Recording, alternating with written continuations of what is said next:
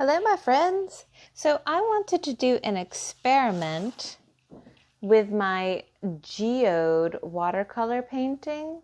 I am going to experiment to see if I can do that same wet on wet effect using our salt to get that sparkly light spots. I'm going to see if we can do that with our marker painting technique that I showed you in our other rock art video, how to draw a trillion, that triangular gemstone. So what I'm going to do first is I'm going to choose my analogous colors of marker. So I'm looking at my color wheel and I chose yellow, orange, and this pinky red. Notice they're not perfect, but they are analogous. So I'm going to go with it. So for my geode, I'm going to start with my, and I'm also going to let you know, I actually have like 3 pieces of paper here because I am going to be painting on regular drawing paper. So I know that I cannot paint on 1 sheet of regular drawing paper. It's too thin. It cannot handle that amount of moisture. So I did 1, 2, 3 sheets of paper. And I'm going to keep all 3 layered together for this whole project. So I'm going to start by drawing the basic shape of my geode. And it's a rock, so you know, it can look however you want. It does not have to be a perfect oval.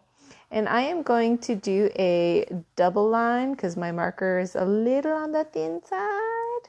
So I'm going to do a little bit of a double line there. Okay. And then I'm going to cap it. I'm going to go to my next color, my orangey color. I'm going to go right around tracing that inside, trying to get as much marker on there as I can because that's where the color is going to come from for my painting. And after this comes the yellow. Oh, that is like highlighter yellow. That's exciting. Notice it's definitely not perfection, right? But that's okay. Because it's a rock. It's an organic thing. And organic things always have a little bit of imperfection to them. Did you know that we humans are organic creatures? Yes, that means that we are also not perfect. And that is a beautiful thing. That gives us our individuality and our unique character traits. All right, so I'm just adding a little bit more and then boom. Okay, here's where the experiment comes in. I'm going to dip my brush in my water. I have a nice clean brush here. I'm going to dip, wipe, and then I'm going to go around the outside edge color first.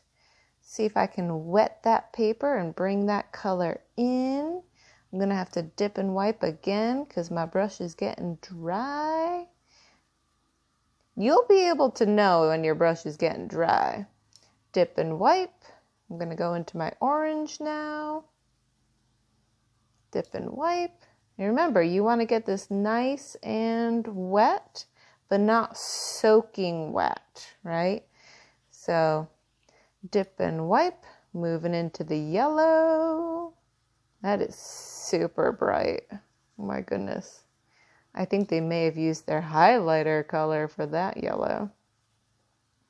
And then I'm going to wash my brush a little bit. Going into the middle. There. Now before this dries, I'm going to grab my salt and I'm going to take a pinch and sprinkle it on top. Now I'm not quite sure if this is going to work. This is all a big experiment, but we shall see. After it dries, I'm going to come back and we're going to see how it turned out. Guess what? It worked! So, I went ahead and I brushed off the salt crystals, and you can see that the salt crystals have absorbed the color in some areas and lifted up and created this really cool, beautiful effect for the geode. So what we can do now is add a little detail. So for mine, I'm going to take a marker and I'm going to go around the edge. Yeah, you know what I think? Yeah, maybe I will do this a little bit. And then I'll do another color, maybe a dark color. Or maybe I'll get like a black and a brown to make it look more like a natural rock. Here, let me take a look at this one. All right, so this one has actually some gray, some dark brown. You can kind of see the edges of it. It's gray and dark brown. So let me see. I do have a brown. This brown's not really that strong. How about this one? Well, that one's a bit more fierce. A bit more fierce. And especially if I kind of go back and forth. If I make it look a little choppy, it makes it look a little more rougher, a little more organic and rocky-like in nature. And then maybe what I'll do is take a black or a gray marker maybe. I don't know. This is all just a grand experiment, but I'm so happy that it worked because this means if you don't have watercolors at home, you can still do this really cool watercolor effect with your washable markers. Awesome. Gosh, maybe, is this black or is this blue? I don't know. Oh, it's like a weird blue.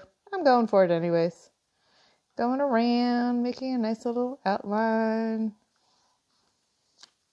Now, for the rest of my area of paper, let me see. I could use my crayons and using the side of the crayon, I can add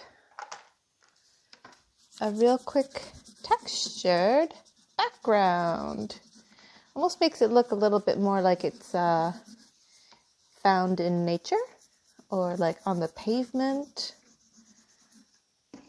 Oh, and also I can remove the other two sheets. Look at that. It didn't even go through. Just the very top sheet got